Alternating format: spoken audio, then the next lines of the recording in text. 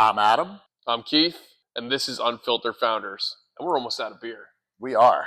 Time for another one.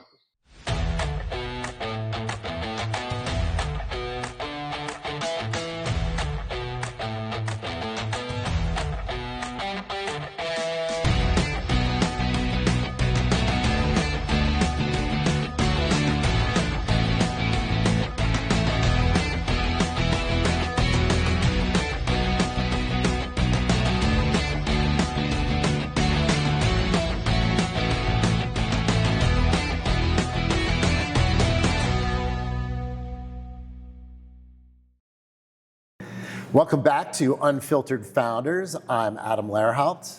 Keith Krem, and this is my dear friend Brian Fanning. And we are here again to have some drinks and talk about entrepreneurship, starting businesses, and all the joys that come with it. So today we're going to get started. We are at Boardroom Spirits.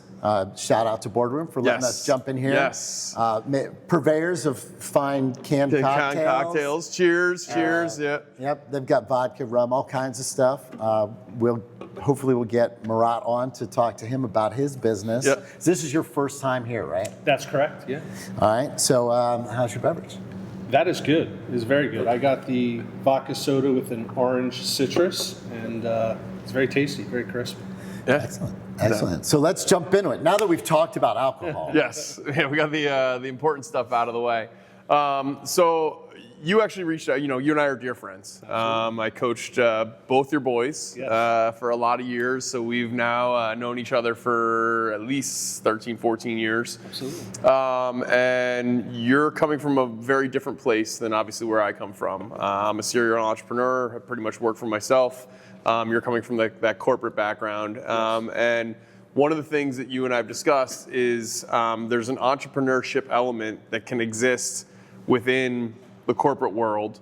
And when we talk about that, and when you brought that up to me, that was an interesting dynamic for me, who's never been in the corporate world. I guess I was in the corporate world for 6 months out of college. It doesn't count.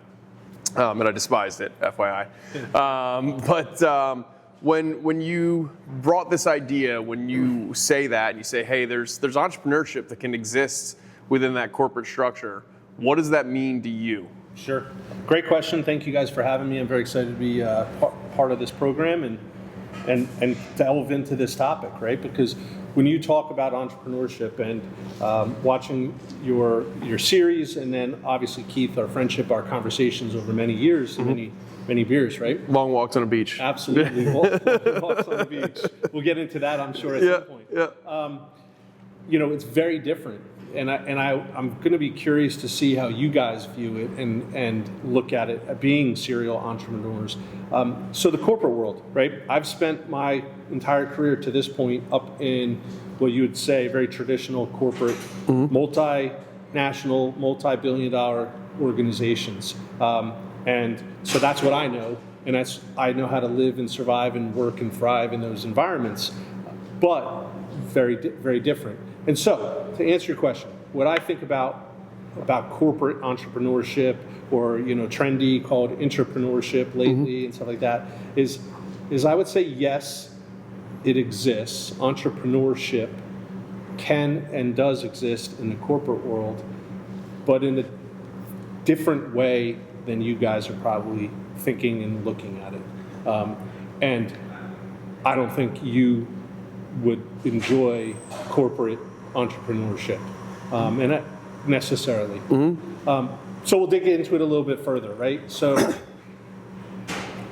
I think some things that we're going to probably want to touch on are, again, what does that look like? What is the structure within a corporate environment that allows for entrepreneurship? Is it really entrepreneurship, or can you be entrepreneurial within a corporation?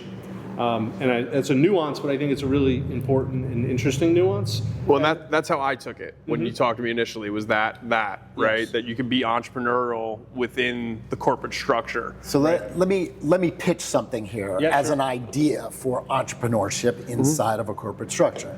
We're here at Boardroom. They were originally a distillery, so making spirits like vodka and gin. And over COVID, one of the people that was there suggested they start making these canned cocktails. Right. All right. Is that kind of the entrepreneurial spirit? Because that's kind of, it's not one of the owners of the business. It's somebody working there who has an idea, puts together their plan, and brings that idea then to the, their management group, and then it goes up. Is that the kind of thing that we're talking about? Absolutely. I think that's definitely a part of it. So pivoting, which is kind of what you're talking about, line extensions, new product lines, and it can fall under innovation, right? So a lot of ways that corporate companies bring entrepreneurship into the organization is in a very un-entrepreneurial-like way. For you guys, it's very structured. So you're going to have an innovation committee, right? And that committee can drive innovation, can drive new ideas, can drive change in a lot of different ways. And so I think that's part of it. You get into culture, you get into risk, you get into what makes something entrepreneurial. But all these companies, and I think you're seeing even a greater shift now in corporate America, they need to grow. They need to continue to find ways to grow revenue, to grow their companies, grow their organizations, and innovation is going to have to be part of that. And I would argue that entrepreneurship has to be part of that as well, because to get into new business lines, to find new products, right?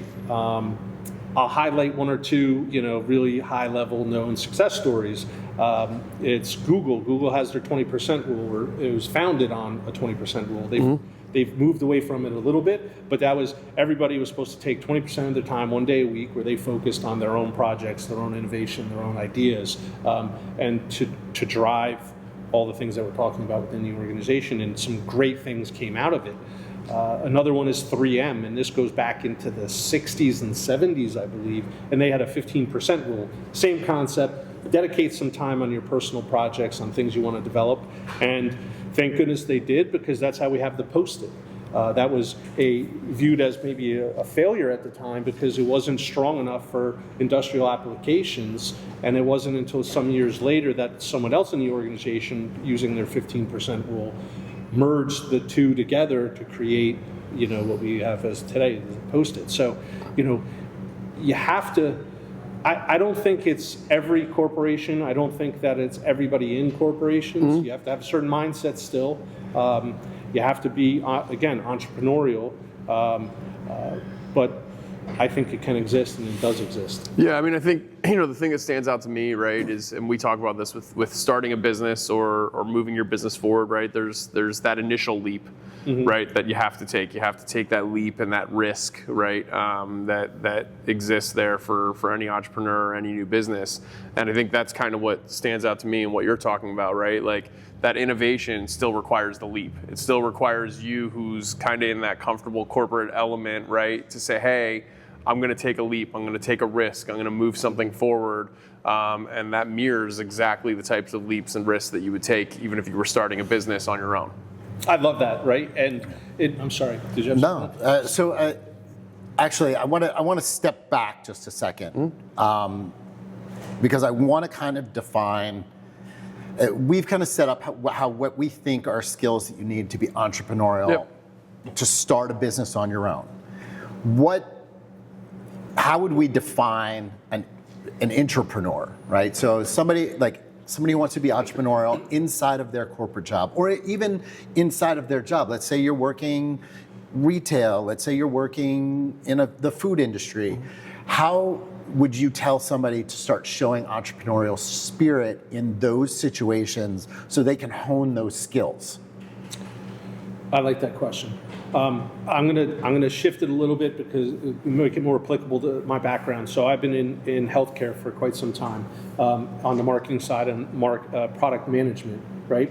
And so when I talk about product management, and what I love about it is that I've always viewed it, even when I was the most junior role within that type of organization, is that I was the mini CEO, CFO, responsible for everything for my product. Now, I started accessories, so I had 100 SKUs, 1,000 SKUs, and it was a small, very little product line. But you have to take ownership and accountability for that. And so, the way I looked at it is anything that was going to impact my business, and that's the way that I viewed it, was this product was my business.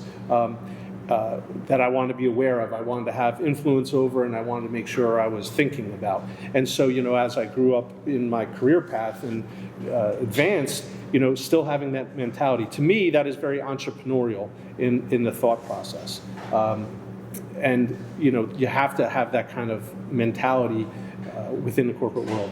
And then, Adam, go on. I think I pivoted a little bit. Yeah, so that, again, just to build off of what you're saying, and to use some Keith words. Man, hold on. Pivot. Pivot. Mind if I do it? Yeah, come on in. So SOPs, right? Mm-hmm. So Yes. something like that is where you would develop your SOPs, my Keith words. Yep. I got you. So we're going to shift around a little bit. Pivot. So you're This is like the Friends episode right yeah, now. so you're gonna dude. pivot. Totally, dude. You're going to pivot. Totally. You're going to pivot your SOPs. So Entrepreneurship, you gotta always pivot. So we're gonna take a pause for a second here, and we're gonna introduce Marat. So Do you need a mic, Paul, or we need a mic? yeah, we're gonna Hold on, gotta get a mic.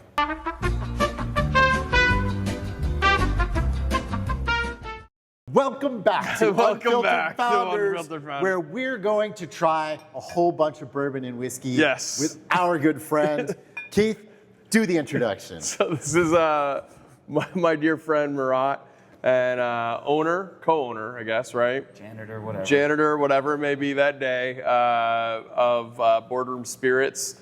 And he has been gracious enough to host us today. And we were just kicking off with Brian. And we are actually in the middle of a pivot, in full transparency. Yep. So Marat was gracious enough to allow us to come here and film on very short notice. Our original filming location didn't work out. So we're very grateful on a variety of levels. Grateful for the filming location. And now I'm very grateful to get into some delicious whiskeys here. Breakfast of Champions. Yeah. There it is. So There it is. before we jump in and learn about these, give us just a little bit of where did the idea of Boardroom come from, and what was your biggest hurdle? Biggest hurdle. Every day is a hurdle, it seems like. But I mean, look, we when we started the business back in 2014, we started planning it. Opened in 2016, so we're going, 10 years strong now, 10 years young. And obviously we came from a corporate background, right? My wife and I and brother, who started the business originally, the three of us, we all came from management consulting backgrounds. So we had the privilege of having really good, mentorship, good partners that allowed us to work in different companies, understand the processes, and you get to the point where we figured, let's just create something, fail fast. If it doesn't work out, whatever, right? You're young enough, you can recover. So for us, we've always wanted to create our own product, and alcohol just seemed to be a natural fit as a result. So It works for us too. yeah. Russian, correct? I'm Armenian. Armenian, all right. American now. Yeah. We immigrated here in '91. My wife's Hungarian, so.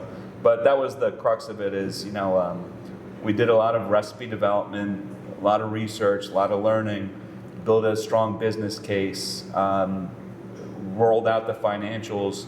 When are we going to break even? When are we going to make money off this thing, right?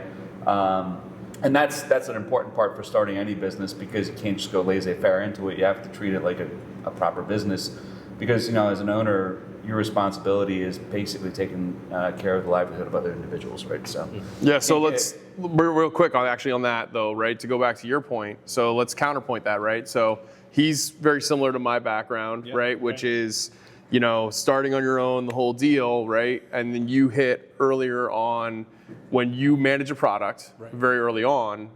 That's a lot of similarity, right? In terms of what he just said and how he approaches his business, and how you in the corporate world, right? That's that entrepreneurial element, right? Does that not hit home for you? And hey, I manage this is mine. I have livelihoods. I have people that are underneath me. How does that play in terms of you and the corporate structure that you come from? I think it's very interesting, right? So is prepping and getting ready for this conversation today, I was talking to some of my friends and someone who's a mentor of mine who's been in the corporate world for a very long time until about the last 5-7 years or so, and is now, I would say, an entrepreneur, started his own business or two, and is living in that world, right?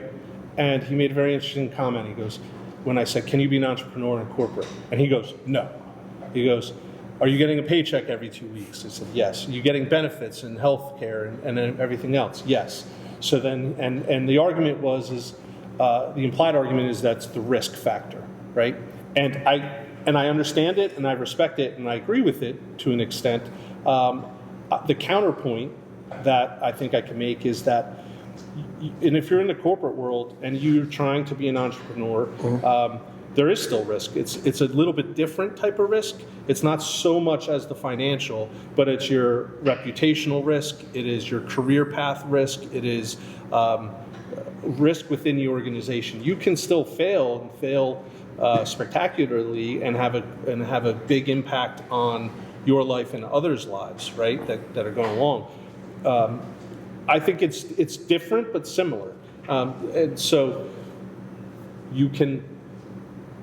you're still feeling pressures, maybe not the same pressures, because I haven't been in your guys' shoes, but I think you're still feeling a lot of pressure in order to, okay, is this going to work? Am I going to be successful? What do I need to do to make sure that this is successful? And that's just part of what I think about when we're talking about this topic. Yeah. If you don't mind me, so I come from a consulting background, Yeah. so you have a new project that comes up every 3 months, 6 months, a year, you're being drop shipped into a different environment, different culture of a different company, but I think there is that sense of entrepreneurship within a corporate structure when it is project related, right? That's when you put your personal DNA or your fingerprint, because you're able to execute something. It's new and different. It's much different than pulling the levers of operationalism. So I think there's always opportunities, and it's how you define that. So. Yeah, I think that's a great point, and really, this is where the culture piece of it comes in, right? Is the organization a culture of innovation, a culture of growth, and being entrepreneur? And I would say a lot of corporations, no, it's not part of their DNA. I mean, the examples I gave are always going to be the best of the best at the top of the food chain in terms of success. There's plenty of organizations that's not part of who they are, and it's not really the culture. But it's, even when you have an innovation committee, now you have a process, and now there's a form you got to submit, and then a process, and then you present it, and then, an antithesis of what a lot of people, entrepreneurs at least, I think, it's antithesis to what they believe in is being entrepreneurial. Well, let's wrap that into what we have on the table here, right? Because I know Marat didn't sit in the back and say, what I really like is an 8-year-old bourbon. So somebody, I'm guessing either your distiller or somebody else, was like, I have an idea, right? So how does that process work here at Boardroom, and what are we doing with this alcohol? Well, we're going to try it for starters, so gentlemen. All right, so what's this first one? This is our American whiskey. Okay. So everything we do, we'll sit down with our team. Obviously, with Boardroom, we grew from 3,600 square feet when we initially opened in 2016. We're about 41,000 square feet now of operations. So 10 times as big. Did I do my math right? I do art. We've talked about this. It's pretty good. It's good enough for me. Yeah. And as part of that kind of growth, we've evolved as a company. You start with Plan A. We're probably on Plan W at this point, because you have to be an amoeba and evolve what the market gives you.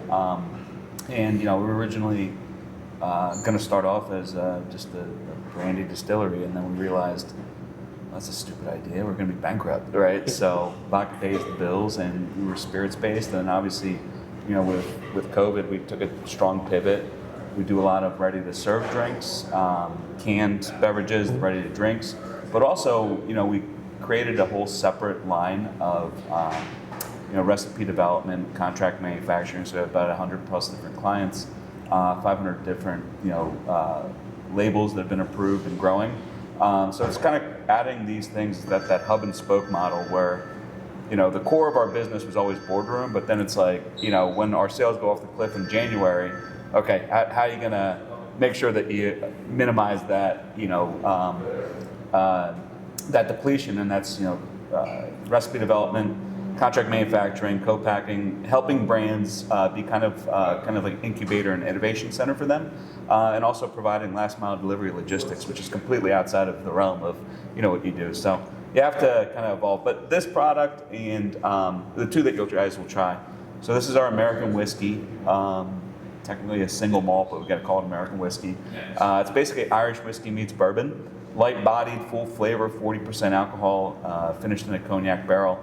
We released this product 2 years ago, and then we found a cognac barrel sloshing around. We're like, wait a second, there's stuff in here. So it's only gotten better those 2 extra years that it sat in the barrel. Well, I'm happy to try it. Cheers. Cheers. Cheers. Cheers, cheers. Eye contact, remember, right? Yeah. Otherwise, 7 years of bad sex.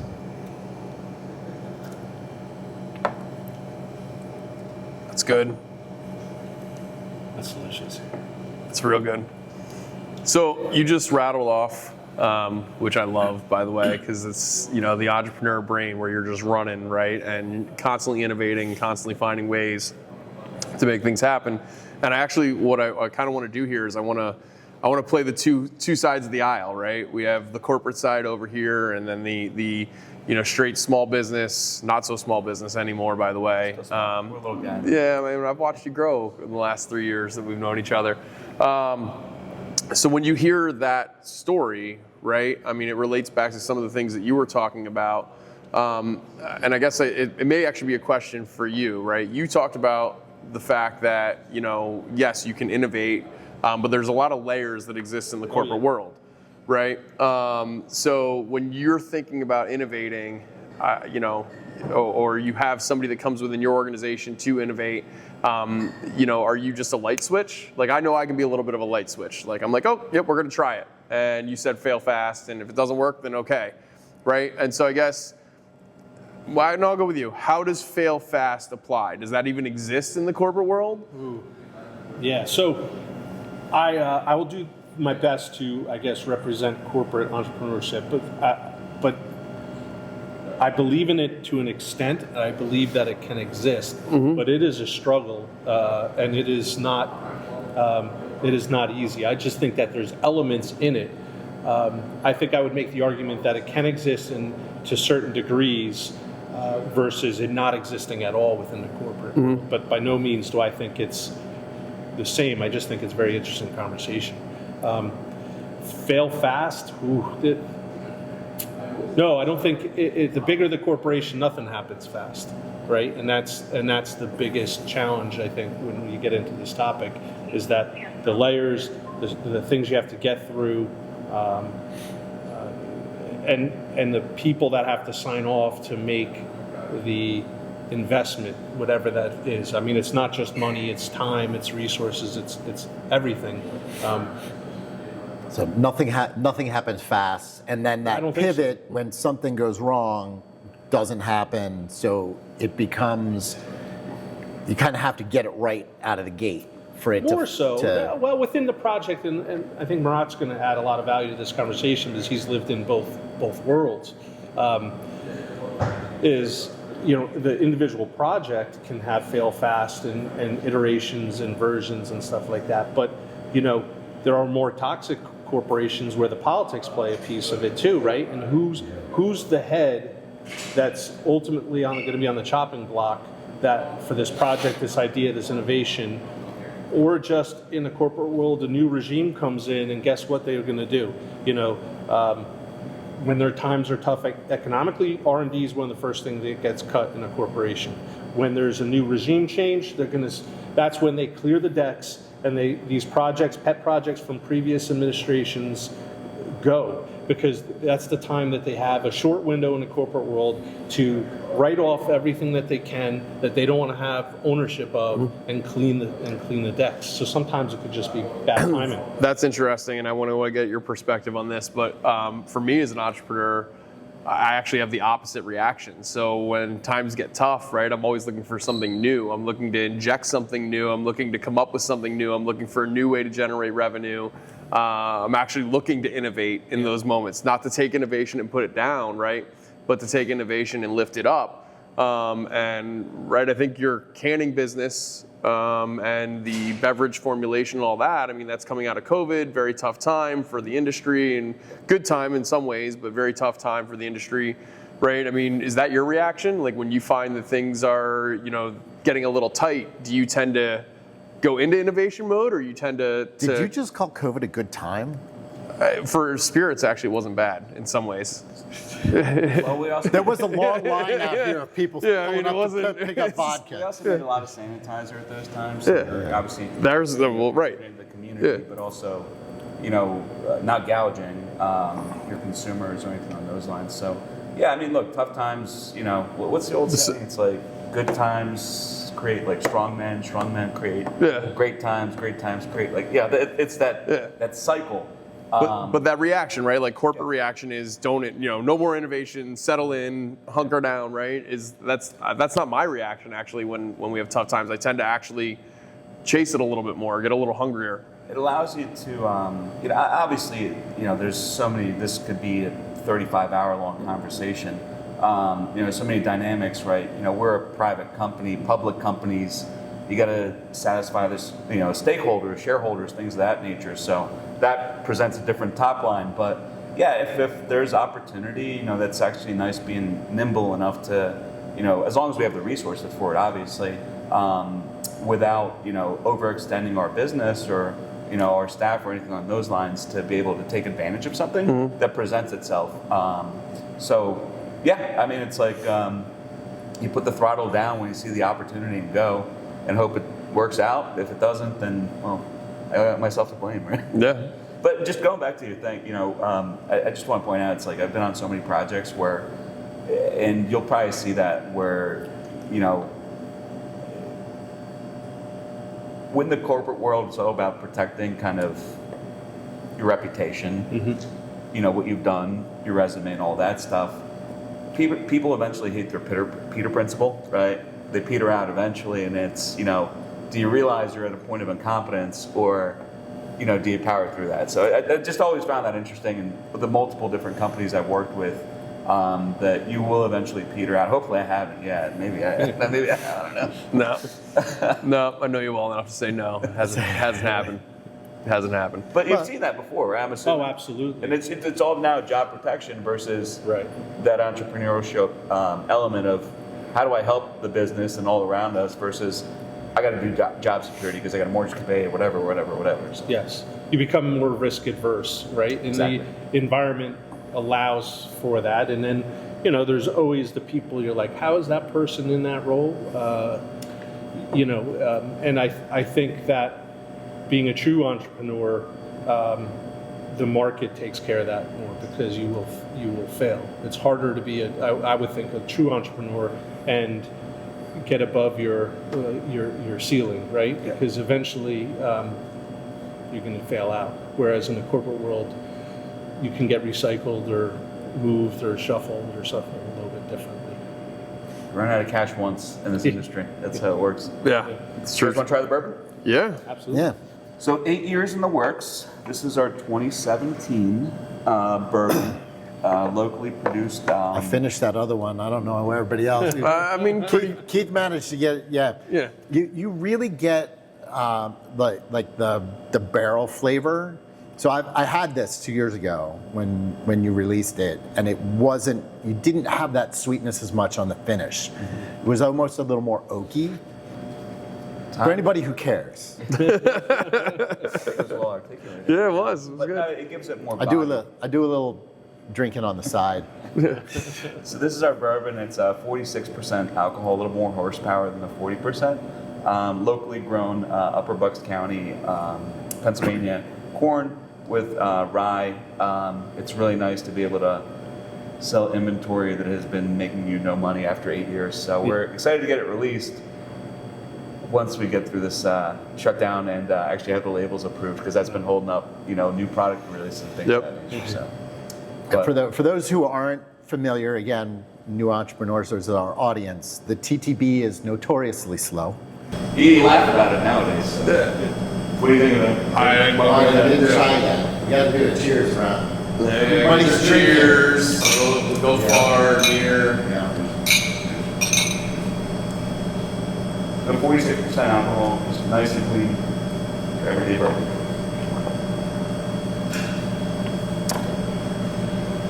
I like how you taste the Pennsylvania corn in there. I appreciate that. This guy. And that's not New Jersey corn either. Oh, yeah. Well, I'm a Jersey boy at heart, so that's a tough conversation. That's good. Jersey. Oh yeah. Nothing wrong with New Jersey, unless you go there. That's delicious. That's delicious. That was really good. That was really good.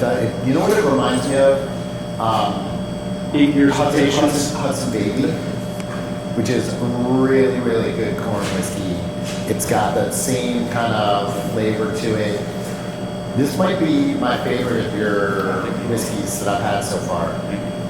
That's really solid. Yeah, it's 8 years of sunk inventory costs right there waiting on. So, What was the biggest change when you moved from management consultant to becoming an entrepreneur? What was the biggest shift or change that you experienced, or was it pretty seamless for you? I mean, you're stepping into. You don't have, because I came from a consulting background. Oftentimes in the corporate world, we're trained with, hey, we're a small company with the backing of a big company, right? So think that way, right? To be more inventive, more creative, to bring different things. Obviously, you're always going to take it to a certain level. There is no safety blanket at the end of the day, right? And we self-funded the whole thing, right? We didn't go out for loans or anything along those lines because our whole idea is the first time we made salaries going right back into the business, right back into it, so we can continue to fuel the growth organically. Basically, I went 3 years with $0 in my salary, right? But that's the level of risk that you take into starting up a business, and you lose the safety blanket, right? That's the biggest risk and the biggest hurdle and the biggest headache. But once you get punched through it, then you have growth elements of, okay, we got to the first phase, now the second phase, the third phase, the fourth phase. Like, growth is harder, I think, more difficult and more expensive than actually starting up, because the stuff that you did right, a year ago, and the tools and the equipment that you have, now that's no longer applicable. Now you're going to invest in bigger, newer machinery to make you more efficient, and the old stuff, it's like, well, crap, no, we're a junkyard now, right? So it's, there's multiple phases, multiple layers. I think starting up is always the focus, but the second, third phase, I think, are always the most difficult because no one really plans for that and the level of investment that's required to make a company grow. And that deep. So one of the reasons that I love coming here is because you do foster creativity.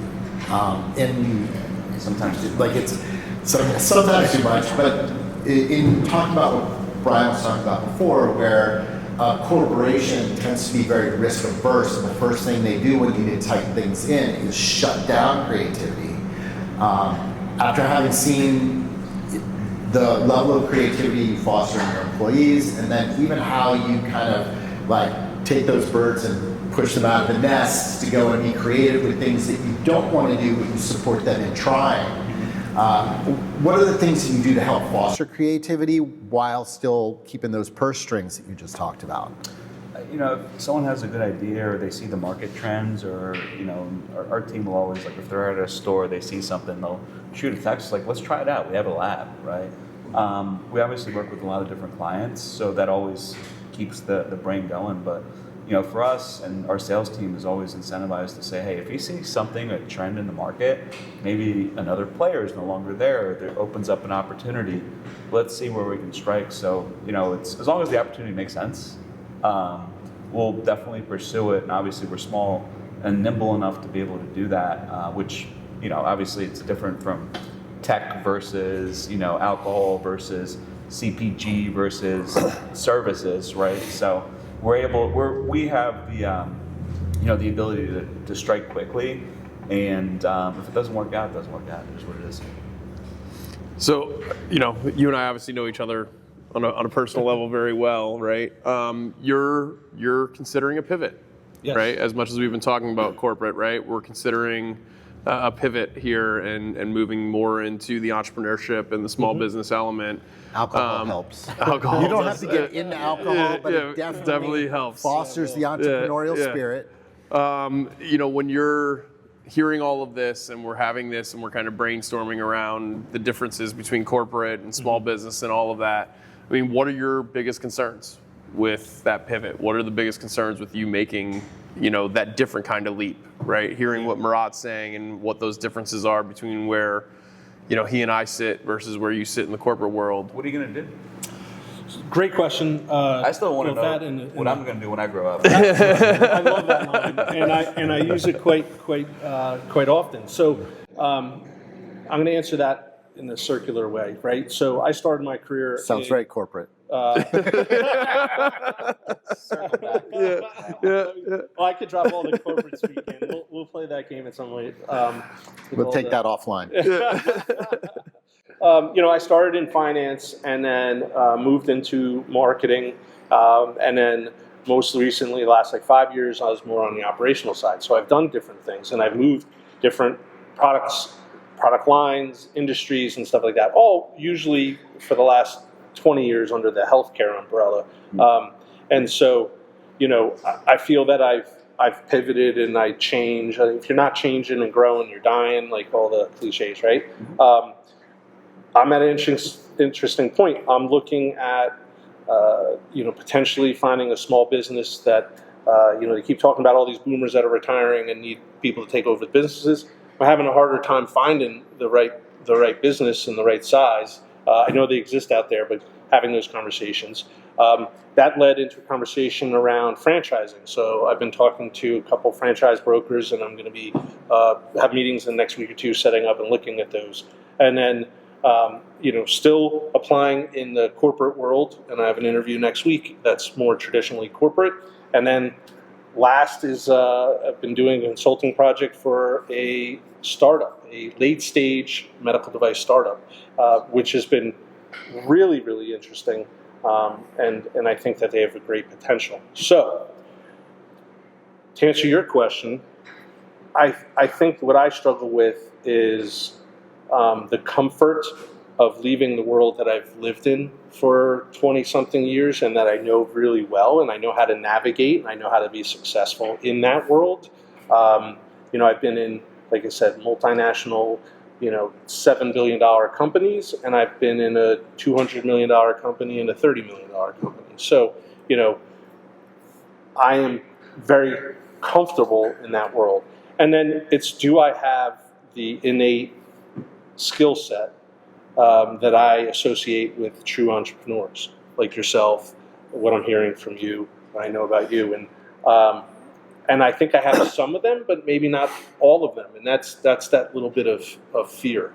So one of the main things that Keith and I talk about all the time, you say true entrepreneurs. I'm going to say that doesn't exist.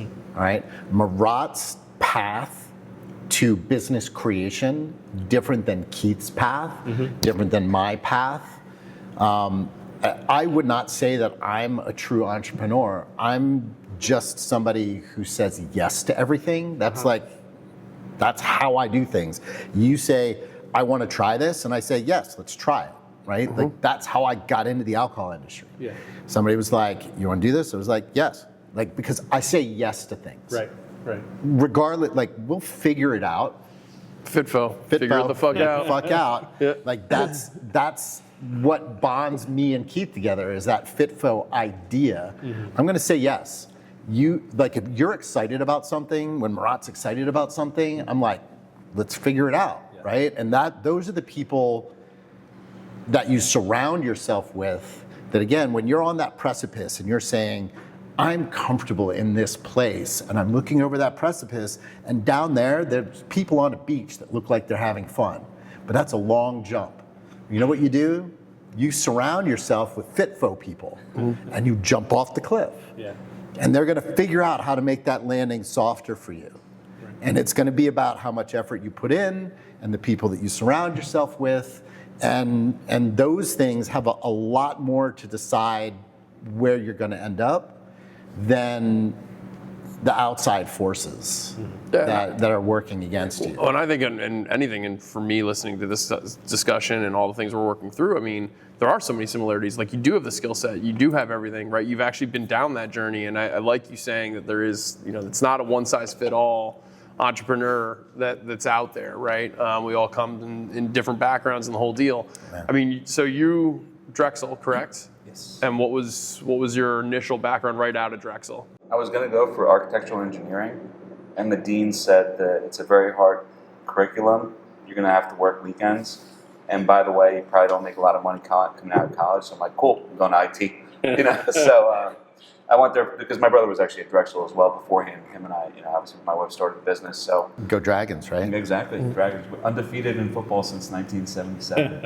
Got rid of the program. So Look, I got to figure out when NYU got rid of their football because they're also undefeated since I graduated. Brilliant I line. don't think NYU ever had football. But nobody wants to be a violet. But I will say this though, the sick part, the sick drug that is entrepreneurship is once you get rolling into it, you're like, what's my next thing? What's my next thing? Yeah. What's my next thing? What's my next thing? So once you get past that initial wall, you're like, all right, away we go. And then it just, it is what it is. So. Yeah, and that's literally how Keith and I got into what we're doing right now is because we have that, like, what's the next thing? Well, you know what? Maybe it's not us starting new businesses. Maybe it's helping walk people through that process. How do we help you start your business? How do we help you become successful at your dream? And that's really the goal of what we're trying to do. Yeah, no, in a lot of ways. And I think that, what I'd like to hone in on actually in all of that, right, is how often have you failed? How much time you got? Today, or It's not even noon. No, I mean, you're not supposed to tell them that it's not even noon. That's right. Somewhere. No, I mean, look, it's we've definitely had failed launches of products, projects, things of that nature, and as long as you can plan, here's what, and I think that's the most important thing for anything, is the planning element is oftentimes 9 out of 10 when you see something fail, it's not there where you're not properly budgeting, you're not properly setting expectations. You're not properly projecting what potential sales could be. You're not properly, thinking about expenses. If that's there, then your probability of success is a lot more. And I think that's the biggest learning from any of our failed projects is, shame on us. We didn't plan good enough, right? We didn't plan well enough in terms of, putting the right time and dedication. And sometimes you get that knee-jerk reaction of, I gotta go, right? Which is cool. You're chasing the shiny object. That's more likely to lead you to the path of, an unsuccessful venture versus being boring and slow and just putting all the things together and just understanding your business case and moving forward with a project or a business or whatever. There's no quick, easy solution to like these. When you look online and people are saying, guaranteed, you don't have followers, you don't have this, we're going to tell you how to do that. No, you're going to tell me the one things that worked for you or what your AI told you or whatever. It doesn't mean it's actually going to work. You know what's going to work? Putting in hard work every week, every day, every hour to get yourself to the goal that you want to have. When you talk to people who are successful, you're not going to talk to somebody who says, oh yeah, no, it just happened. Look, we've talked about that. We had this conversation in one of our last videos. How did I end up as a roadie? Well, I fell into that. I fell into that. But how did I? He was a roadie, dude. How did I? He did cut his hair recently, but he was a roadie. Yeah. You don't look like a pirate anymore. Yeah. I don't. So you don't find out how much your friends were embarrassed of you until you cut your hair, and they're like, "Oh wow, you At least actually you had look hair to good. cut, bro. Actually look good." At least you had hair to cut. I'm impressed with anybody with nice hair. Yeah, so Brian that's and I not are that just big a sitting. deal. Yeah. He's fully given up. I occasionally grow just a little bit. Yeah, no, you gotta do the Brian right there. I was actually hoping you would actually shave show it up. for Yeah, today. no, it's just I time. assume you got laid more after the haircut, right? No, What? she liked my hair. Yeah, She liked the long hair. She was a big fan of that. But like as a roadie, that was no problem. Anyway, I fell into that. But the only way you stay at that job is by working your ass off, right? So like even if you get a lucky break, even if one thing goes your way, doesn't mean that that becomes successful. Just because you made a canned cocktail that people wanted doesn't mean that you become somebody who made 500 different canned cocktails and has been doing it now very successfully across the whole state. You have to actually put in the work, put in the drive, have the effort to do that, and it's not easy, right? Yeah. So when you said something there, it made me think of podcast Guy Raz. It's How I Built This. Great podcast. Oh, yeah. Guy, make sure you like this podcast. We're giving you a I think shout we've out. talked about his Yeah, we have, podcast we have, before. yeah. And We're gonna keep shouting him out until he likes us. Guy Yeah. until you. until he jumps on. So, and one of the things he always talks about, because you talk about, I would say luck, right? And he always asks the person, the founder, at the end, how much of your success was due to luck and good fortune versus your brains, your skills, etc. So, Ron, I'm going to pose that to you if I can do that. Am I allowed to ask questions? Yeah, well, I don't really- you already. This is your third. Marat, This is that's a your good third. question This is for your Marat. This is your third question, so Listen, we're I'm already gonna- there. Yeah. Am I allowed to I'm going to put? be hosting. You asked the first question to Marat in this whole thing. So, how much of your success was luck versus like effort? Skill, or effort. Skill, yeah, skill and effort. I think it's just sometimes you're lucky because you're in the right place, the right time, you have the right people, the right partners, the right things. That is it luck or not? I don't know. Maybe things align a certain way. When we started the distillery, back in 2015 when we opened our doors, 14 when we started doing the business plan, it was a timing thing, which could be attributed to luck because it was projecting, and this is very similar to other industries, right? Whether it's AI or healthcare or whatever. If you look at like the wine industry in the 80s when that boomed, and craft beer in the late 90s, 2000s, and that boomed, we saw a similar trend with distilling. Back then there was like less than 100 distilleries in the country, 200 whatever. Now, and then it grew up to like 2,000 plus.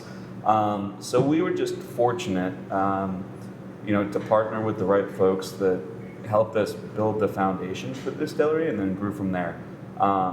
It's if you can succeed in the alcohol industry, you can pretty much succeed in any industry. One of the probably the most difficult industries in the world, for a lot of different reasons that we don't need to get into. But it just luck's nice certain days, but ultimately it just comes down to if you have the right folks and you have the right processes and the right tools and the right strategy that you'll have to change probably tomorrow.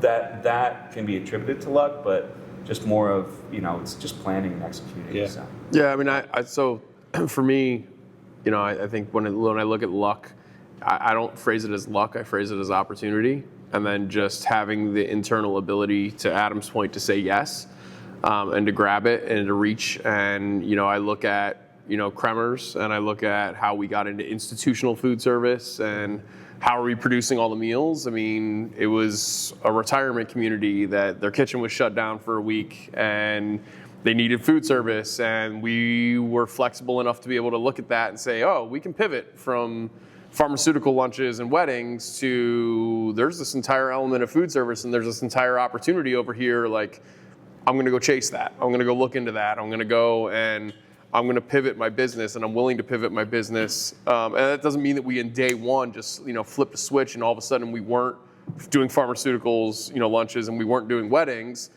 We gradually made that change, but there was an opportunity there that most certainly I could say I was lucky that it presented itself. But I think everybody's presented with opportunity. I think sometimes they just don't recognize it, or they're so risk adverse. They're so, they're not willing to maybe be open to being able to say yes. It's so much easier to just say no in a lot of ways, that they don't take that opportunity. And I think that, I know your story very well, and you've shared most certainly some of it. I mean, you're, as much as you're the distillery element of your business, I mean, your beverage technology side, right? Advanced beverage technology and the canning and the formulation has to be much larger than your distillery at this point, I think, correct? And that was a pivot. It was, Absolutely. absolutely. And it's actually funny that your story. Everyone always focuses on a brand. That's the sexy, shiny object, right? We talked about before. The sausage making is not sexy whatsoever, right? Nope. So, distributing meals to schools or whatever, or co-packing. But you know what? It's a stable, reliable revenue, Well, and that's all that matters. So it's all about ego at the end of the day. Yeah. branding and marketing and creative. You worked in marketing. Everybody wants it. Like, what's our logo? Yeah, exactly. Okay, when you start a business, you don't need a logo. No, you're not. You don't even need a name. The first thing you need to have is the rest of it, right? Like, what is that? Like, are you food service? Great, you're food service, because like, you might have the catchiest name in the world. Nobody cares. If your food tastes good, you can have a truck on the side of the street with no branding on it whatsoever, and people are going to be coming from all over the city. They'll find you. Yeah. They'll find you, right? And that's what you need. You need to have that product, that thing. Yeah, well, Right. and to your point, actually, even on the food service, I remember my first big break, so to speak. We were doing a couple hundred meals, and we got a Head Start contract, and I was sitting with the Head Start director, and it was the quickest meeting of my life. And he literally said, "Can you get all of the food to my classrooms on time?" Yes. Can you make sure that the food is hot Yeah, and hot and safe? healthy, yeah. Yes. And can you make sure the food is decent? It's school food, right? So not even like that but he's like, and there was the three things, and it was funny so early on, right? And we've kind of lived on that, right? Like, we're gonna make sure that we get it there safely, that it's gonna be decent, and we're gonna be on time, right? Because those are the things within a school schedule that really, when you get into it, matter, right? The kids are gonna enjoy it, right? That it's safe to eat, especially because we're doing a lot of transport, right? And that we keep them on time because the kids are on a schedule, and those were the three things. But he didn't care about our name, and he didn't care about any of the fancy other stuff. All he cared about was the core of what the service was gonna be. And that was a really big educational moment for us in terms of how we were gonna then build off of that. And that's what we pride ourselves on, right? Is that we make sure that we're on time, we make sure that it's safe, we make sure that it's a quality product. And if we do those three things well, we're comfortable that we know that we're gonna grow. Well, the nice thing when you do those three things well, but the nice thing, obviously, with the food service piece, which I think bears an important point, is use the logistics experience that you have to springboard into the alcohol industry to basically create the same thing that you guys have with Bar Bag, right? So Yeah. I think that's pretty valuable. That it's like, hey, I started with something that worked well. Now I'm going to go to another segment and replicate basically the same model. So No, yeah, 100%. And you just articulated one of the founding principles of business, right? Identify your customer's pain point and solve it. The pain point was those three issues because someone else wasn't doing those three things. 100%. And looked at you and said, if you do those three things, you just solved the problem that I have. Yeah. And I said, These are right. problems, and they're really simple. And I said problems. yes 3 times, and then he literally shook my hand and he goes, "Contract's yours." And like most times, or a lot of times, whether or not you could do those three things was irrelevant at the point. You say yes. I you figured it jump the in and fuck say out, yes, I can tell you and then you figure it out afterwards. Just to circle back on the luck thing real quick, because I always find, I think that the luck is kind of insulting in some level, right? Yeah. To just say that it's luck. That means, Joe Schmo walking down the street could step into a successful business opportunity and be the next Boardroom or the next Kremers, or write a book or do various things that we've all done in our careers. But I think good fortune is a part of it. But you make your own luck. The story of you getting called up and pivoting into the industrial food. If you said, "Oh, I don't think I can do that," or "I'm not prepared to do that," or "I didn't say yes," then that isn't your origin story. No. And someone else would be like, "Oh, I'm never lucky." Well, you could say, "Well, I wasn't lucky." Well, you just had luck in your face and you didn't know what to do. It's opportunity. It's not luck. It's an opportunity. You've taken advantage of the negative situations instead of the positive situations, right? And you don't always know which is going to be which, right? That's where we fail fast, right? It might be a negative outcome, might be a positive outcome. It's how quickly you can figure out which one it is, and then double down on the ones that are positive, right? So if you're in a situation, you're like, all right, this could be a risk. Well, how quickly can you figure out if it's a good risk or a bad risk, right? And how long are you willing to tolerate a loss, right? You know, you see brands that they'll raise, $1 million, $15 million, whatever. They're going to be in the red for a while. How long can you tolerate that red before you get to the black? So we're all familiar with a very, very large brand, alcohol brand. We're not going to talk about them specifically, but they are coming into the area and they are spending a ton of money to come into this area, which means they're taking a loss. They're taking a very, very big loss in order to open a market, in order to steal market share from the market leader, right? This is what brands do. We need to do that on a smaller scale with our business when we're starting out, unless you're starting something that's completely innovative that nobody's ever done before. But if you're starting, let's say you do a franchise, other franchises exist, you start your franchise, you need to say, all right, I understand that for 6 months I'm going to be hit like this. The next 6 months hit like this. After it's finding that break even moment, and then saying, all right, if I don't break even by then, I have this kind of cushion, right? And understanding all those parameters and saying, all right, I've done all the Keith stuff. Now I'm doing the Adam stuff. Yeah, well, so we're working on a course actually, right, within Hatch and Ground that relates to funding and business funding. And so, you've talked a lot about founding and, getting here and the whole deal. You did have to make a decision at some point to take on a rather large investor. And you can share who it is or if you don't or not, but you did bring in investment, right, from a fairly large source at some point. Walk us through that decision to bring in that outside investor and to bring in that person and say, okay, we're going to take a leap here, another leap, right, and get that investment. That was a decision to basically, we can run a very successful business. Do we give up really high-paying jobs to, just run a mom-and-pop shop, or do we want to take it to the next level, grow regionally, grow nationally, and eventually exit, right? That's ultimately, I think unless you want to build a legacy brand, to pass on to kids or whatever. So for us, it was an opportunity that, we had very like-minded interests. Don't get involved in day-to-day. We still drive things. So, for us, it's just, it comes down to essentially with your decisions, just taking a loss to push something in the market. It's really just opportunity cost, right? Just like when you're discerning, do you go to tech school, or do you go to college, or do you not go to anywhere, right? It's the opportunity cost of this investment. Where is it going to take? So for us, it wasn't even about the money, honestly. It's just more of the opportunity and the different avenues that open up that you didn't even know exist, that allows you to build and grow the business and go from there. So it's been an interesting journey. It's been years and years and years, but in a positive way, obviously. And we've learned a lot, through opening a new market, failing in that market, realizing we just lost $300,000 in Florida. Do we need to be there? That's the tenacity. Do you want to stay in that market? And I've been there. Yeah. The answer is F Florida. That's a big statement. I hope you have a couple big statements throughout this entire thing. In Florida. Yeah. But it's it comes down to 50% of 10 is less than 25% of 100, which you want to be, right? And 100% of zero is zero.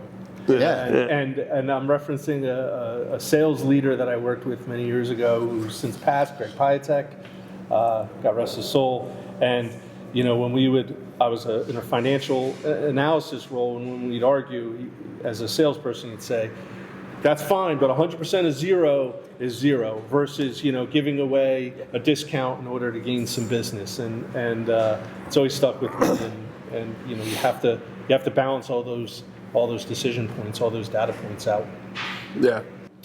I'm name dropping, so this is a Gary Vee podcast where he was talking about vertical versus horizontal, and that it was with a guy, Josh, who just wrote a book, about entrepreneurship, and for Josh and his literary friends, it was like the event of writing the book was the event. And he's like, all those people were like, oh, you wrote a book, that's fantastic. And then all his entrepreneurial friends were like, oh, that's great, you wrote a book, what are you going to do with it, right?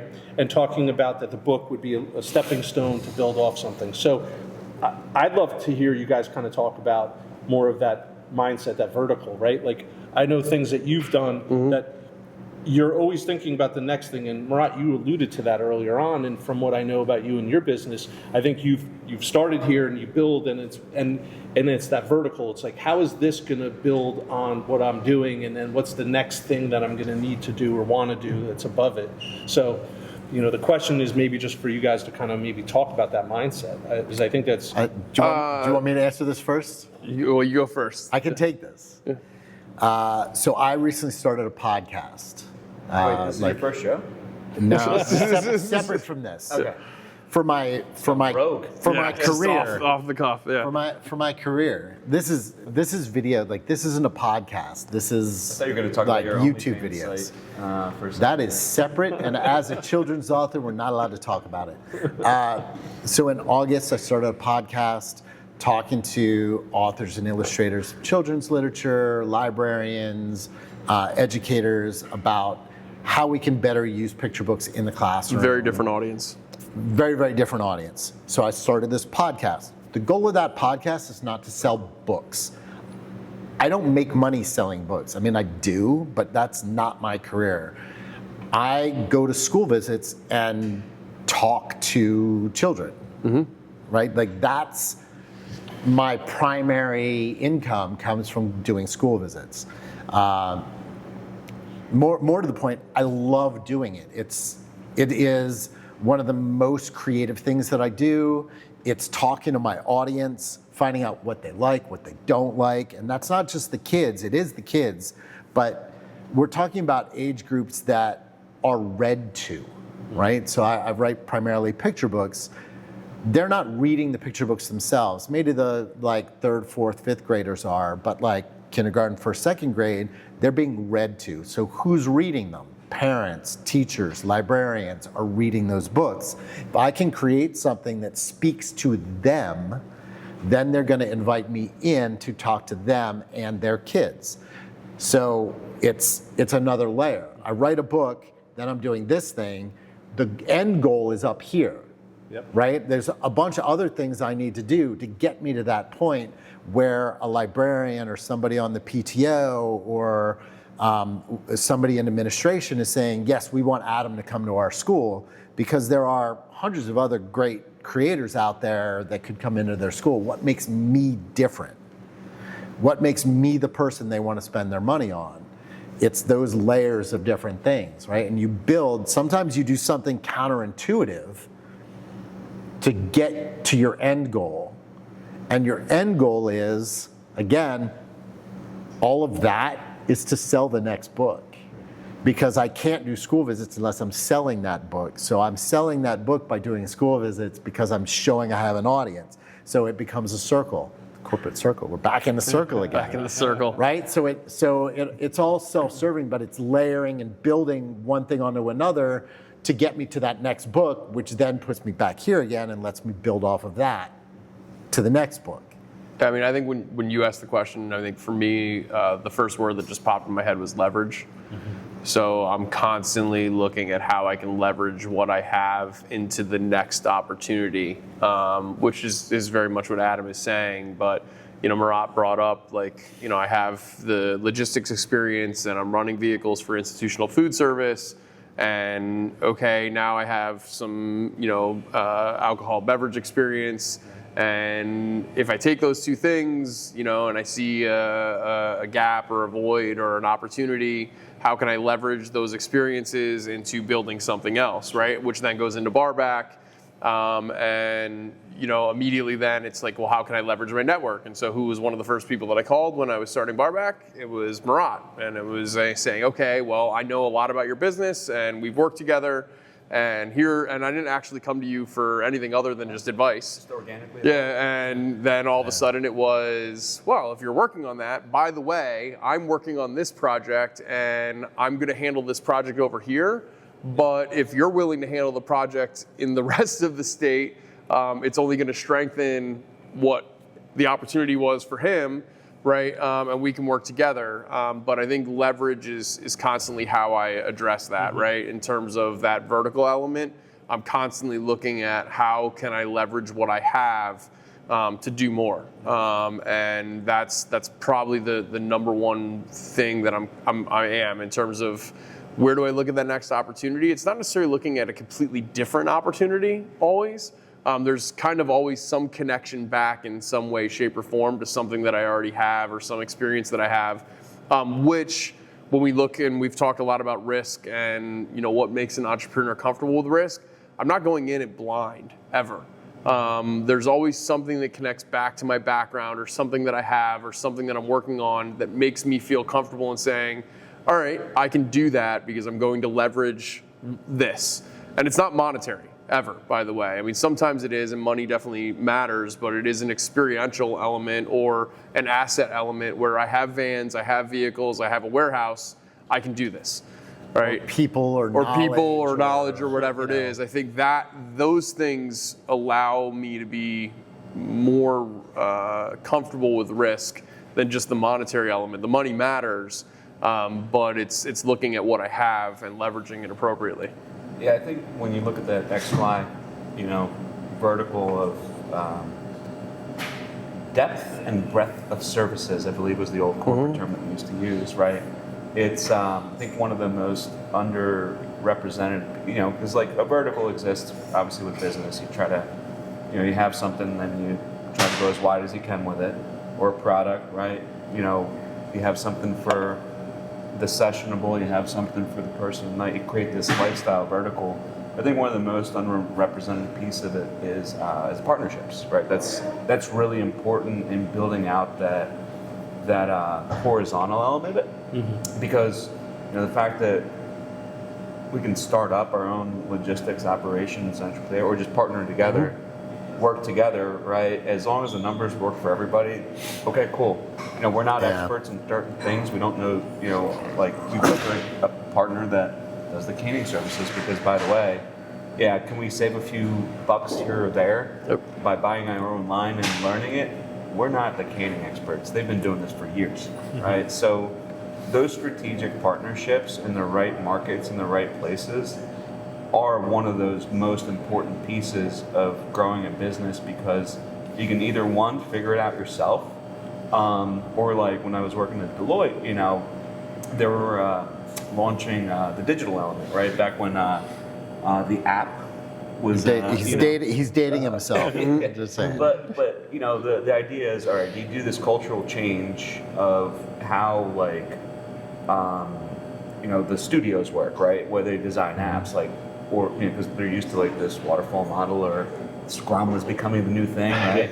Or do you just go out and buy a company that can just help put that in? So I think that's an important piece, and that obviously acquisitions are different, but partnerships I think are a very important part. You figure it out yourself, or you just work with somebody and just, hey, I'm going to make some money, but not all the money.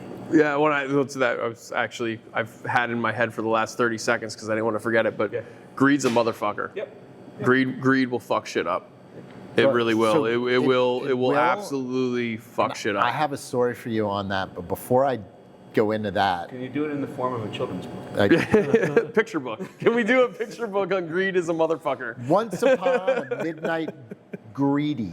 No. So to bring this back to new entrepreneurs, when we're talking about your network, it doesn't have to be a network of, and it certainly can be, of business people that you know. It can be friends and family. It can be nieces and nephews. It can be anybody. Again, if your idea is to start a food truck, you only need your network of people who can help you with a food truck, right? And maybe a bunch of high school kids who love to eat and are like, oh my God, you make the best hot dogs in the world or tacos in the world, and I will tell all of my friends. Look at your network, everybody you know, and say, who in that network could help me? For Keith, for his thing, Marat was a good connection there, right? If you're going to do, whatever it is that you're going to do, maybe Keith's a connection. Maybe I'm a connection. Maybe there's 7 other people that you have that can help you out with what you're trying to do. You have to look at your network. You have to understand that people that care about you want to help you. And that's not like, we're not asking them for money. We're saying, look, do you know anyone who knows anything about tacos or loves tacos and would like to try tacos? Like, I'd actually contend that it's not even people that care about you want to help you. I would actually argue that the vast majority of people want to help. The people that are in the industry, you'll figure that out quickly. The people that don't, that are just the numbers guys get nitty picky, but but I'm saying to you, like, I don't think that. And no actually, offense meant to the other numbers guy at the table. We put you all together, Yeah. the numbers people. Just saying. Yeah, but I do think that when you're what you'll find, and I actually think that you can look at you can go big right here. I mean, Steve Jobs wrote a letter to HP and said, hey, I'm building a computer, I need parts, and he actually responded. Like, that's one of the most famous stories. I think that's an example of, on a very large scale, that people actually do want to help. I don't think it's necessarily even who knows you. I think that if you want to get into something, you can go to anybody in that field, and the vast majority of people don't suck. Asking is free. They don't suck. The asking is free, Asking right? is And free. so if you had a young author that came to you that was 18, 19, 20 years old and said, hey, I'm thinking about becoming a children's book author and I'm 20 years old, you wouldn't respond to them? I You would help not them. be an author if someone else hadn't helped me. Right. So I want to highlight that. I will help anyone. Again, like, I didn't get where I am because I did everything myself. Right. So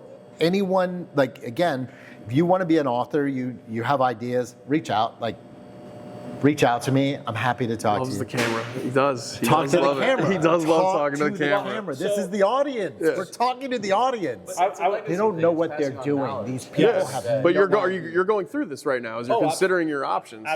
Absolutely, and I'll Address your highlight audience that. here. Hello, audience. This is my friend Adam. Give them the sexy ad.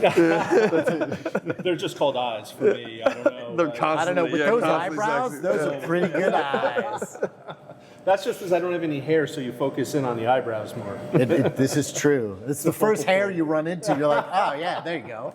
So, when you guys are talking about that, I think of it from like an entrepreneur or a startup perspective, is that it could be a potential pitfall or a roadblock is if you try to do everything. Yep. Right? And so, Marat, when you're talking about partnerships and stuff like that, I think that's great advice to the audience, to our wonderful audience, is because if you try to expand and do everything and get all the verticals and you're going to try to do too much and get out of your core competency, corporate terms for you, and get I away used to from work in corporate. Like, I did. Stop it. Well, it's been 15 years. Stop it. 10 years. Let him finish his point, for God's sake. Go on. But you get away from your core competency and what you're founding, and that's Yep. different from pivoting. That's just I think being distracted, because the number one resource you have is your time and what you're gonna focus on. Yeah, and I would go back to what I said, right? Like, so when I talk about leverage, I don't feel that I've ever pivoted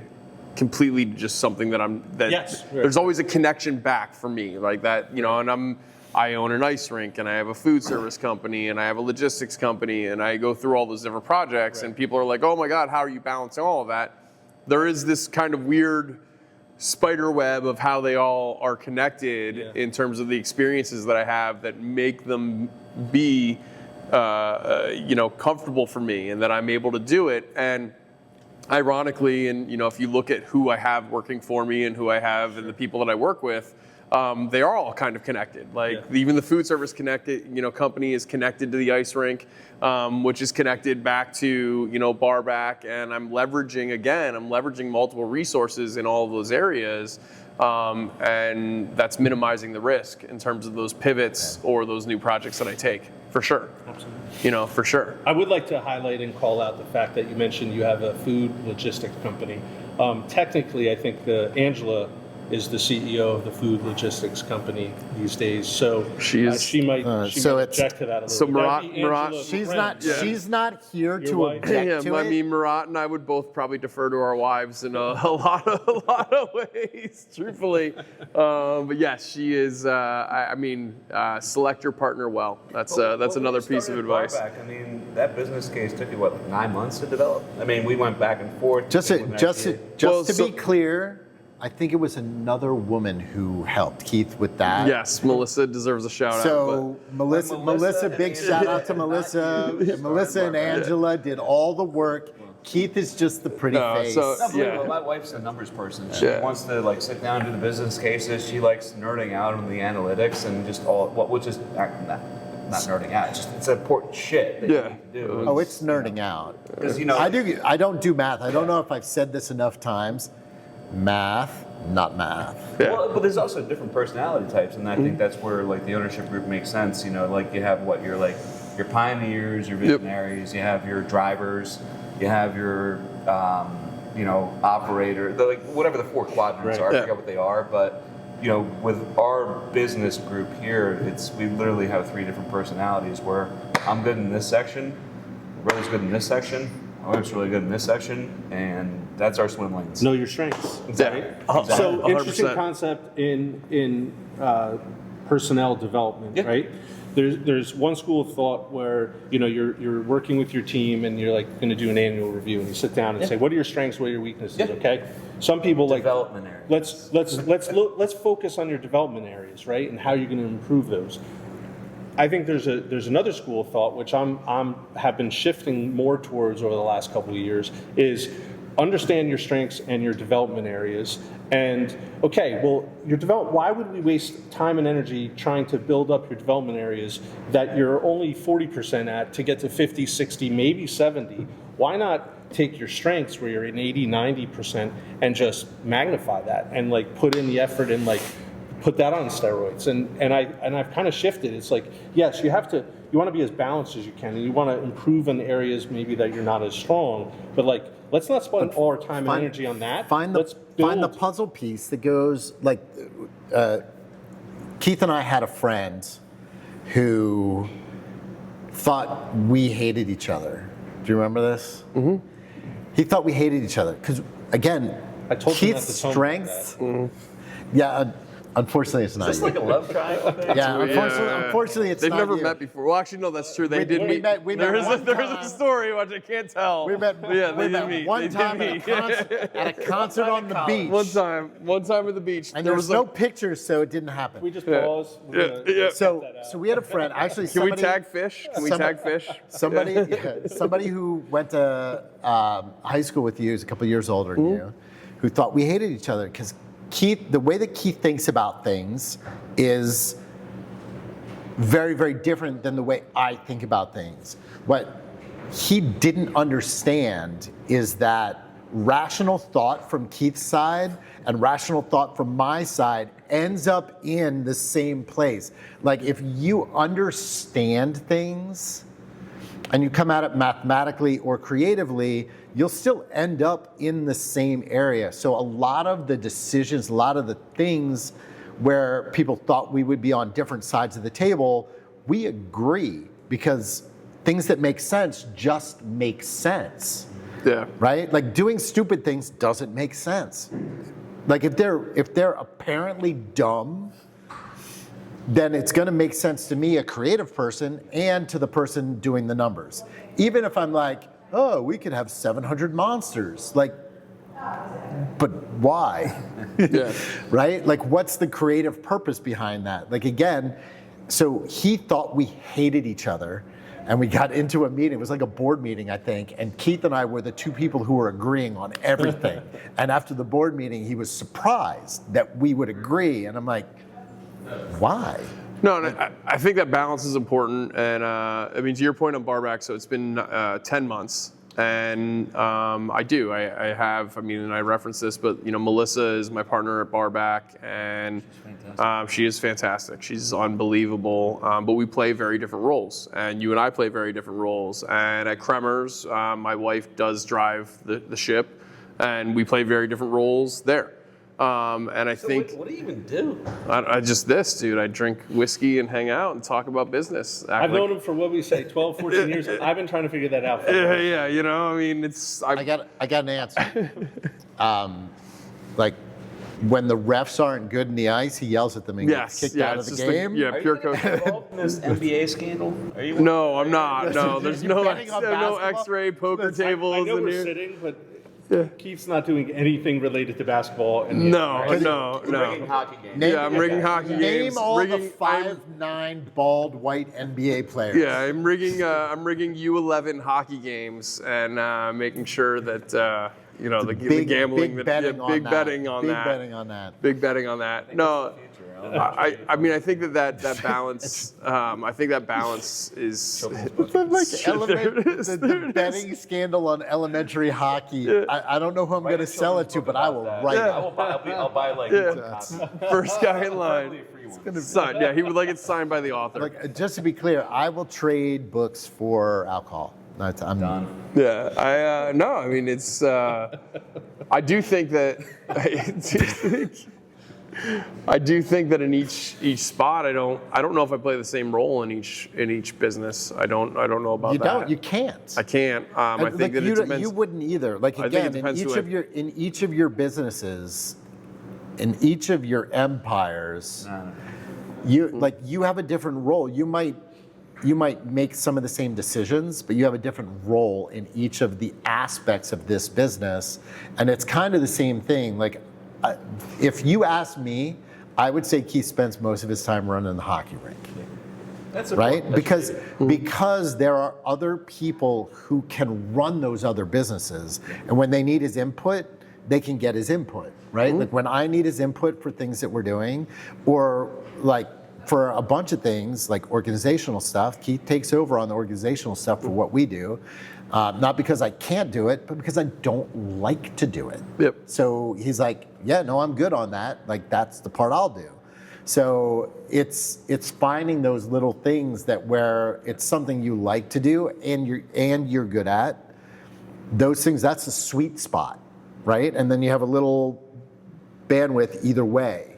And then like if it's something he doesn't want to do, I'm like, yeah, like I'll do it, no problem. Like again, it's that give and take. No, you're actually spot on. I mean, I spend the vast majority of my time focused on the ice rink, and we have a big capital project that my partner there. But you know, it's all partnership based, and my partner within the ice rink outright said, I don't want to do anything with operations, and I don't want to do anything day to day. And so the nature of that partnership. But it's a great partner, by the way. He is fantastic. Well, But that's what you got one of those too, right? But it is. Look, this is. I'm gonna give you financial backing, and I'm gonna be here, and I rely on him in a lot of ways. But on the day to day, he doesn't want anything to do with that. But on bar back, Melissa is definitely she's lifting things on a day to day, and she is making sure that things are operating smoothly. But when we get into business structure, we get into development and growth.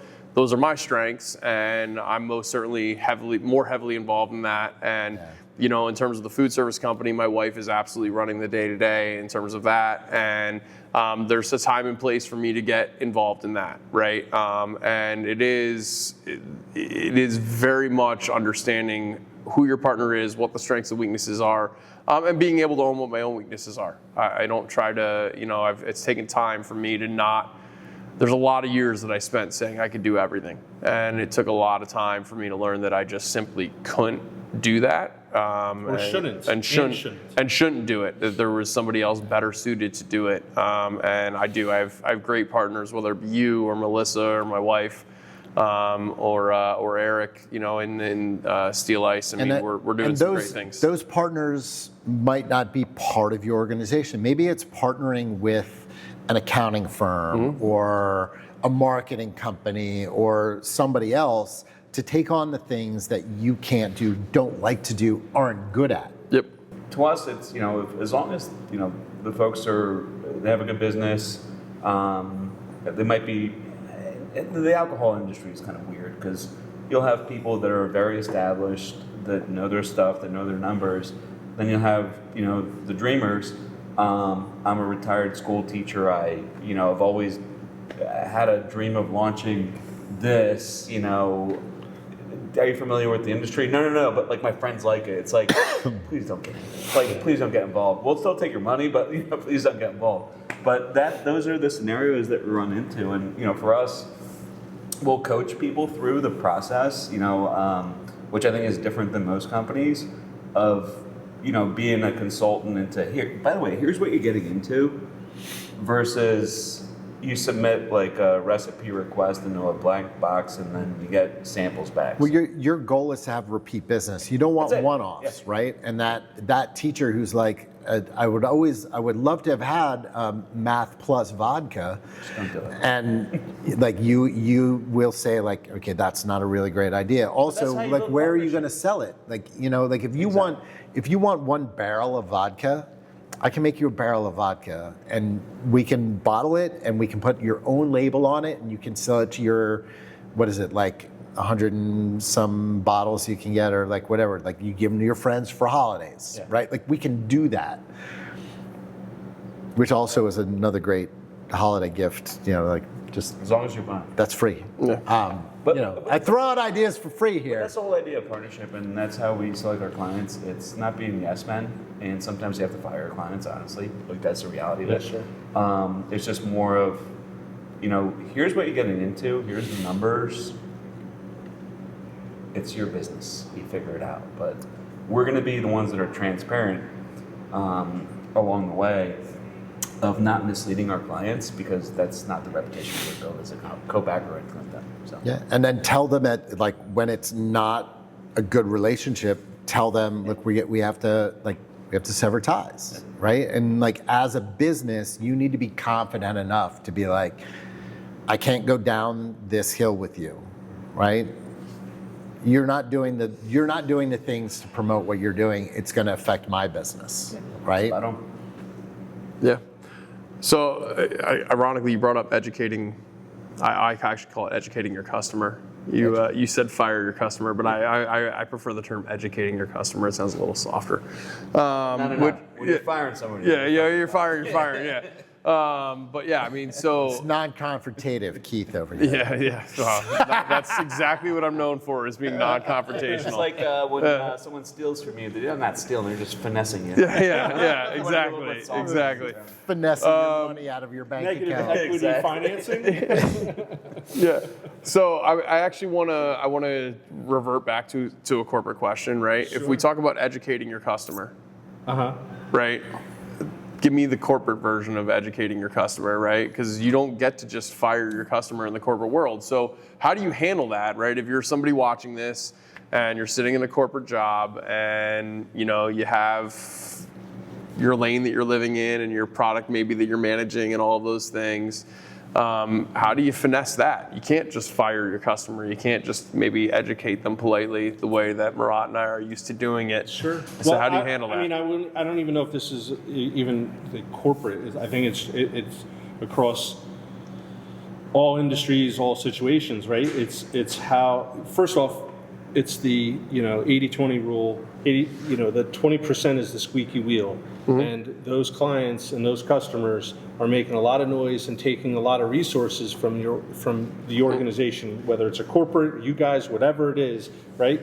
They're the problem child. They constantly have issues. You're spending a lot of time, and then at some point you have to evaluate it and look at the numbers and say, I'm spending an inordinate amount of time on this account, on this customer, and I'm not getting the return on it. I'm not getting the volume, I'm not getting the profit, I'm not getting the margin, whatever it is.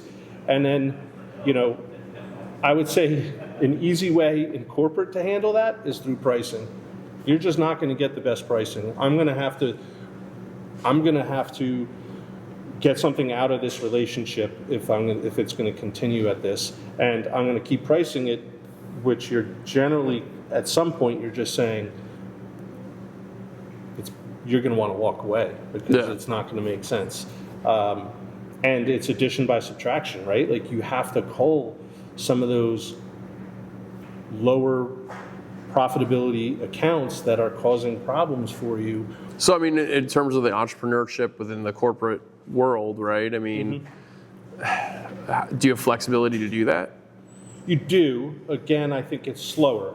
If it's a product line, again, I was in medical devices, so there's regulatory issues. You have to supply, parts if it's a capital equipment for X time period. You got to sunset it. You got to look at your customer base and get them pivoted over, or over to a new product. So there's just, it's methodical, but yeah, absolutely. But it's a lot of the same steps. So if you have an idea, innovative idea, right? You want to do something, right? And inside of your company, maybe it's been done before, but inside of your company, you want to do something.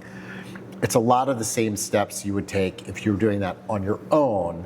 It's just getting through the cover of the company and Layers. the layers, and navigating that and getting it pushed through.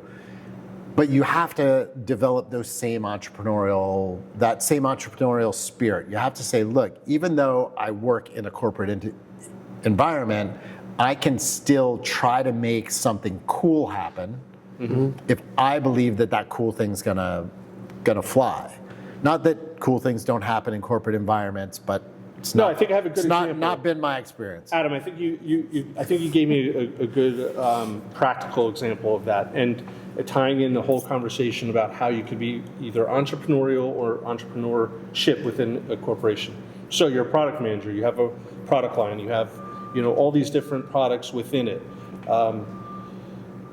You're going to have all the issues that you guys face. You're going to have your day-to-day fires. You're going to have customer issues. You're going to be pressure to grow the business and increase revenue. All those things are happening in your microcosm that is your product line. Nobody's necessarily saying, hey, you need to do an analysis of your overall product line and take a look and start to think about where it should go. So to be entrepreneurial in the corporate world as a product manager, that could be more junior. It's like, you know what, I'm going to dedicate some time every day to looking at my business, understanding where my least profitable products are, what I could do with them, and what I need to grow this product line, and then work with reach out to the R&D group and start talking about additional features or product enhancements you need, but also looking at how do I cull this business? What should I get rid of? What do we need to sunset? And then proactively put that together and then bring that to your management. Like that little step sounds pretty simple and everything, but doesn't happen as often as you would think. And the difference between the person that's going to be a product manager and eventually is going to be leading the group and the person who's going to be a product manager all the time is the person that identifies that and actually proactively brings ideas, suggestions, and improvements to their next layer. I also do think, so it's actually, this kind of just reminds me of the first project I ever sold for $17 million, right? Whatever it was. But it was... He's low selling the $17 million product. I wish I had Jesus Christ. It wasn't even for me, it was for the firm. But no, it came down to just that. It's when you empower the people to come up with the ideas, but also that management layer has to be able to listen and take that in, right? It's a 1-2 punch where it's like, hey, because for a couple of months I was like, hey, I think we have an opportunity here, opportunity. Boom, bang, the guy finally listened, sold the project off. We're great friends and all that, but it's that mentorship model of management where you have to coach the mentality, and sometimes Peters are going to exist, right? Yeah. In the system, but to encourage that kind of growth and upwards, it's almost sometimes like upward management to some degree, but here's the opportunities, but also here's what we can't do, instead of being yes men. So I don't know, it's just kind of I like that we've turned Peter into a very Karen word. Also, Peter's a Karen. Are you just Peter Griffin? When he talks about Peters, all right, he's is that not a male talking about, Karen? Is that what we're going to start right now? He's talking about Peters in a negative light. No, it petered out. Yeah, petered out. This isn't There's another, we're petering up. No, this is we're petering down. Yeah. Oh my God. I'm just saying, he's Peter got is a 6 negative. books out of this. Peter is a negative. Karen is a negative. So what I'm taking from this, all right, and I'm going to use a visual because we've got video here, all right. So at he's some also a point, picture book guy too. Yeah. So at some point, someone said these colors would be good colors this year. And I'm just going to point out these colors. We went Different. sweaters. I guarantee it's different companies, but these are the colors of the year. Somewhere they were like, these are going to be the colors. And then it just happened. And every company's like, all right, we're using those colors. So are we trendsetters or are we sheep because we just bought into this season's colors? I don't know. Who looks better, us or the guys in the mismatched sweaters? Jeez, That's all I got to He's say. like 6 years old. Yeah, we're all right. Yeah, We're but- all right. We're all right. Some of us are looking good with our new haircuts and our fancy shirts and our hair. All right. So And our hair. let's bring it in. Let's bring it in. All right, So we're gonna sum up. To sum up, we always wrap up. So this is it. You get one piece of advice. Somebody starting a business, right? They're thinking about taking that leap and making that journey. What's your one piece of advice? Don't do it unless you're ready for the shit. That's it. I mean, Beauty. Plan everything out. If you don't have a solid plan, you're just gonna be miserable. And just understand what you're walking into. Leave out any form of dramatization or romanticism of what running a business is like. It's the grit, the grind, and showing up every day and just powering through. That's the biggest thing. But just know your numbers, understand what it's going to take, and that's it. It's pretty fucking straightforward. Yeah, and if you need help getting to that end, Keith and I are here. We have a website. We have sell a courses. website, right? 30 calls. Howtoground.com. Yep. Just jump over there. Got to do the plug. So for you, you're coming out of the corporate world. You are in a period right now where you're making decisions for yourself, right? Somebody else may be in the same boat. They're trying to make that same decision. What's your piece of advice? So I'm trying to use a guide for me is I want to get involved in a company and a mission that I believe in, working with good people, and a role that I believe that I'm going to be excited about, what the role, opportunity, and the responsibilities are, because ultimately we spend more time at work with work people than with family, unless you bring your family into the organizations. But in most cases, you spend more time at work with the people that you're working with. And so I want to make sure that I'm doing something that I wake up every day excited about, that I enjoy, and I'm working with good people doing something that I believe in. And I've found that when those things align, for me personally, I do my best work, right? That's what invigorates me and what drives me. So, and that's why I'm leaving a lot of opportunities open. I'm not sure where I'm going to land because I want to see which opportunity is going to align with what I just stated the best. What opportunity is going to allow me to do those 4 core things, and then we'll take it from there. Awesome. All right. You know what's the worst about working with your family? My brother, who stole my jacket, is just standing right there. Wait. Beauty. He stole your Eagle. Why would you want that 2 jacket years back? now. That's the worst Beauty. Eagles jacket I've ever seen. Beauty. Got it for free from you, Line. A free Eagles jacket. All right, so Keith, this is definitely going to be our longest episode ever. Yeah, but I'm excited for No matter it. how many times we cut it up, it's going to be our longest episode You guys want to ever. finish with Max chugging? Wait, Max is going to chug? Yeah, I think so. Okay, I like that. Yeah, So- I like that. Max, you want to come chug? this is what I'm telling Dealer's you. choice. All right? As Get her done, an kid. Get her entrepreneur, done. Can you guys? He's trying to there talk are to you. certain things that you can do to encourage people to come to your business. And showing people that your business is fun, the people that work there love to work there, are key to having a good environment. Our friend Max is going to show you how much he loves this place. He's Yep. going to come over here.